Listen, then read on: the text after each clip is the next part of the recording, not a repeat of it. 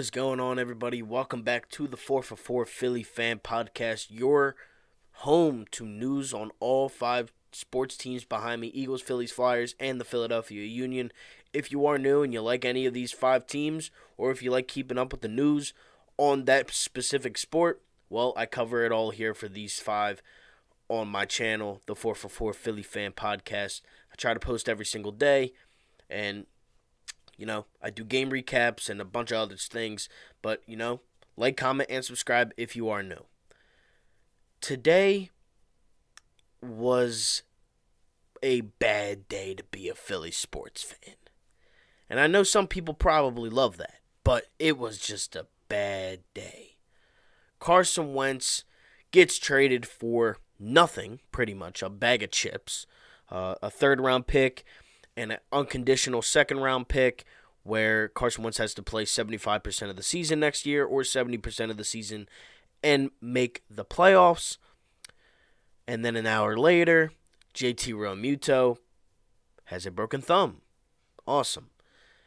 And now, to end the night, Flyers lose 3-2 in overtime, and I'm not too, or actually in a shootout, I'm not too mad about this. We had nobody, due to health and safety, protocols, and we all know what. The Flyers were missing key guys. Giroux, Oscar Lindblom, Konechny, Braun. I mean, the list goes on and on. Voracek, Frost couldn't even play. And, you were kind of stuck with guys on the Phantoms, the taxi squad guys. Guys that aren't anywhere near household names. They're just guys that are in the system. And that's what we were stuck with today. And I'm happy that we did get the point. I mean, we're 8-3-3 on the year. We had a fight back in this game. We were down 2-1 with a minute 14 left, or with like 2 minutes left. We pull the goalie, and then Farabee pokes it in. Game tie. You go in overtime. You get your point. You kill an overtime penalty caused by Nolan Patrick being lazy on defense. Yeah, it was a good penalty, but, if you were in the right spot, you would have stopped them. But, I mean, we still went to a shootout, and by that time, I mean, come on. Like if you couldn't give us a break at all tonight, you had Hayes stoned. Couturier scored. Really nice goal. Just went right in. Boop. Goal. And then JVR. But then the Rangers had Artemi Panarin and I don't even know who else. Let me see. And Kako. So, in the end, you lost, but you did get a point, which was nice. I like that we did get the point, as we all would. I mean, we have 19 points on the year. Boston lost again. We play Boston, unfortunately, without the guys that didn't play today on Sunday at Lake Tahoe.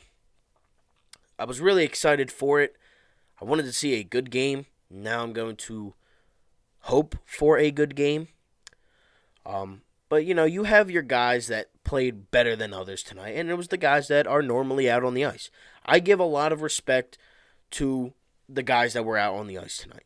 Andrioff, Moran, Sushko, Kashe, Bunneman.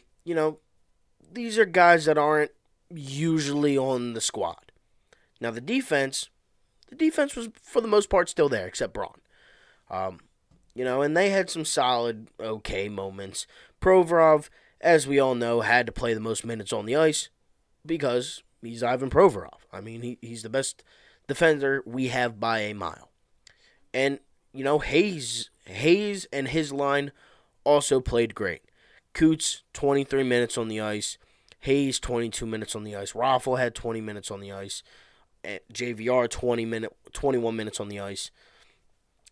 This was a game where you were going to have to improvise. You were going to have to do things that you weren't normally going to do. Sushko played .555 in this game. And, he had one hit. Well, I'm not going to blame the kid for that. I mean, he made his NHL debut tonight. Congrats to him and everything like that. I'm glad we got the point. But there was some things wrong tonight still. The power play was horrible. You were 0 for 5 tonight. You couldn't really move the puck along in the zone. You were making dumb turnovers in the neutral zone, dumb turnovers in our zone, in their zone. It didn't matter. I mean, but again, that's what's going to happen with guys that don't normally play NHL minutes and that are just thrown out there against a team that is struggling, that is fighting and scratching for every possible point they can get. And the Rangers ended up winning this one. But, again, we got the point. Now, the game started off pretty well. Pretty good. 59 seconds in, Nick Aubé-Kubel pokes one in, gets a goal. Flyers up 1-0. Well, Kevin Hayes gets the assist. Mike Raffl gets the assist. Colin Blackwood in the second period scores for the Rangers, ties it up. And then Brendan Smith scored wide open. Beautiful play by Artemi Panarin, who's amazing. I mean, he's a great player. I'm not going to knock him. I'm not going to knock any of these guys. These guys can do something that I could never, and that's play ice hockey. But Artemi Panarin beautifully sets up Brendan Smith for the wide open net, puts it in 2-1, and then, as I said, with like a minute 14 seconds left, Joel Farabee pokes in the game-tying goal from Hayes and Couturier off the assist. It was just a weird game. You had to kill a penalty in overtime. You had to kill multiple penalties. They actually did still score on one of the penalties on Colin Blackwell's goal. It was okay. I don't know. I don't know. But now we have a game against Boston. Boston has owned us majority of the year. All year, actually. We're 0-4 against them.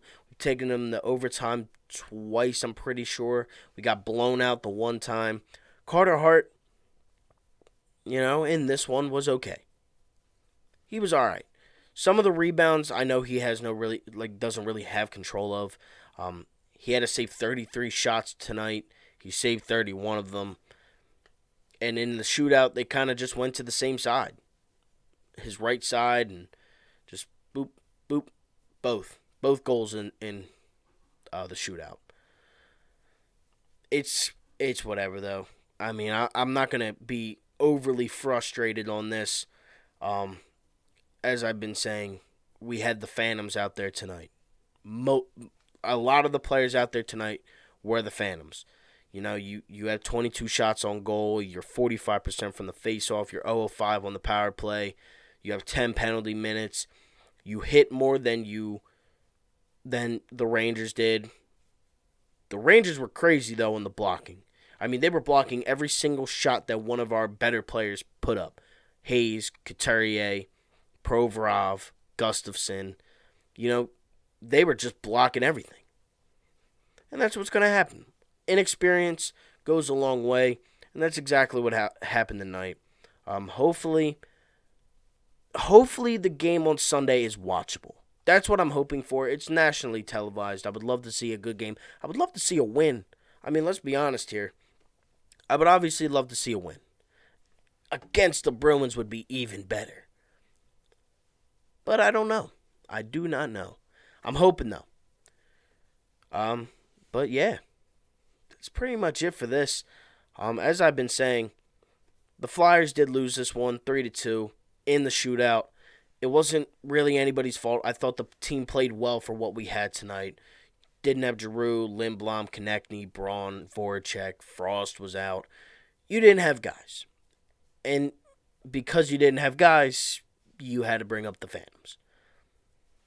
But it's whatever. We did get a point. I can honestly say I'm pretty happy about that. You fought back hard in the third period. And you squeaked one out. You squeaked out a point. Glad I can say that.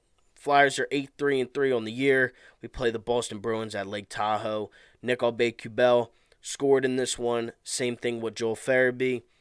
And as I said, Lake Tahoe game Sunday is now at 2 o'clock instead of 3.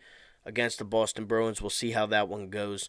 But with that being said, thank you all so much for tuning in to the 4for4 Philly Fan Podcast. This is your host.